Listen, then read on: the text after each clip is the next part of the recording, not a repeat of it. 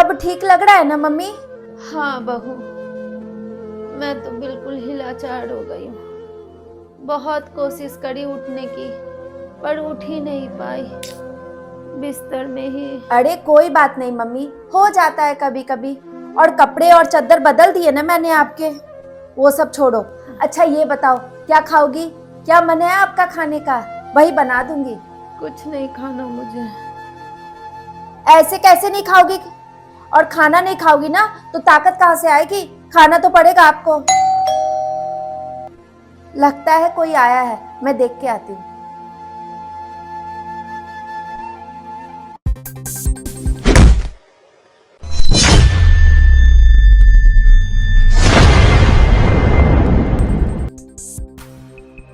Mummy जी, कैसी तबीयत है आपकी? बस ठीक हूँ, आजा बैठ जा।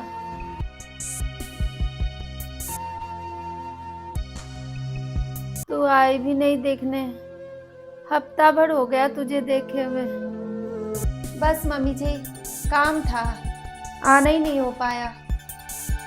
आप बताओ, आप कैसी हो? बस क्या ही ठीक होंगी, लाचार हो गई मैं तो। और खुशी कैसी है? कहाँ कहाँ घूमी आई?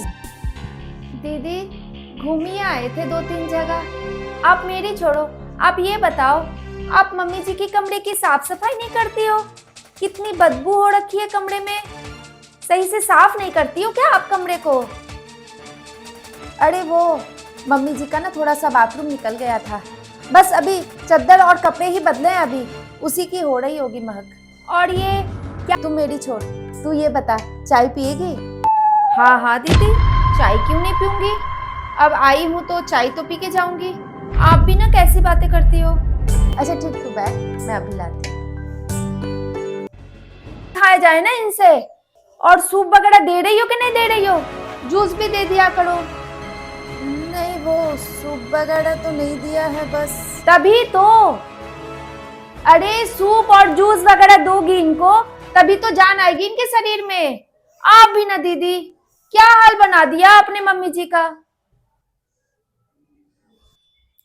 सही कह रही है छोटी बहू तू, बड़ी बहू से तो ध्यान ही नहीं रखा जा रहा मेरा। इतनी बीमार नहीं थी मैं जितनी इसने कर दी। मेरा शरीर दिन प्रतिदिन गिरता ही जा रहा है। ये तो चाह ही नहीं रही कि मैं ठीक हूँ। वही तो मैं कहूँ, इतना बीमार तो मम्मी जी आपको होना ही नहीं चाहिए था, पर मैं भी क्या ही करूँ। नहीं छोटी बहू, अब तू ही कर सकती है। मैं? बड़ी बहू, तू ऐसा कर, मेरा बिस्तर, मेरे कपड़े तैयार कर दे। अब मैं तेरे पास रह ही नहीं रही, अब मैं छोटी बहू के यहीं रहूंगी। अब यही करेगी मेरी सेवा। अरे मम्मी जी, ये क्या कह रही हो आप? उठा तो आपसे जाता नहीं, आप कहाँ कहाँ जाओगी आप? ये खुशी नहीं कर पाएगी आपका।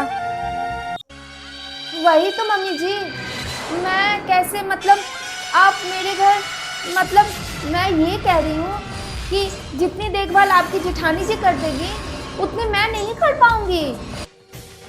जब तुझे पता है तू नहीं कर पाएगी मेरी सेवा, फिर क्यों फालतू का ज्ञान दिए जा रही है। जूस दे दो, सूप दे दो, हैं?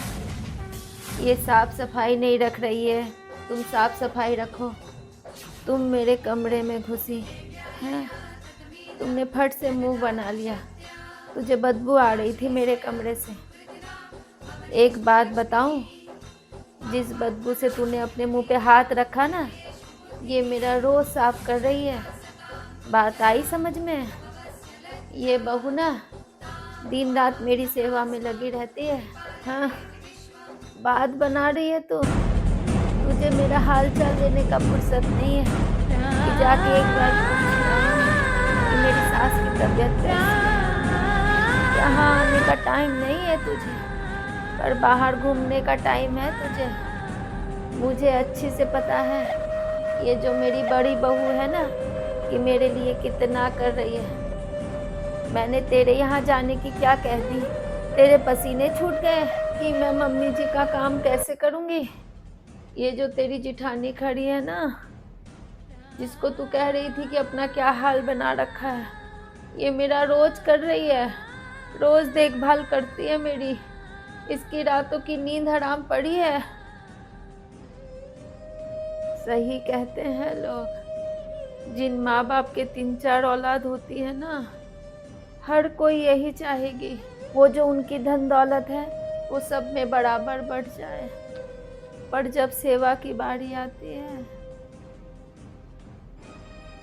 तो कोई एक तैयार होता है करने के लिए, और बाकी बच्चे तब क्यों नहीं बोलते कि धन दौलत बराबर सब में बांटो, तो सेवा भी सब में बराबर बांटो।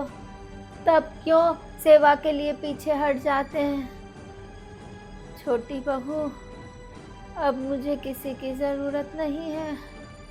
मेरा बड़ा बेटा और मेरी बड़ी बहू, यही मेरे लिए सब है। अब कह देना छोटे से, काम ज्यादा जरूरी है ना, तो अपना काम पे ध्यान रखे। मेरी देखभाल करने के लिए मेरी बड़ी बहू है। मुझे अब किसी की जरूरत नहीं है। तू भी मेरा हाल चाल पूछने के लिए अपना कीमती टाइम निकाल के आई होगी। मत परेशान हुआ कर मेरे लिए, मत परेशान हुआ कर।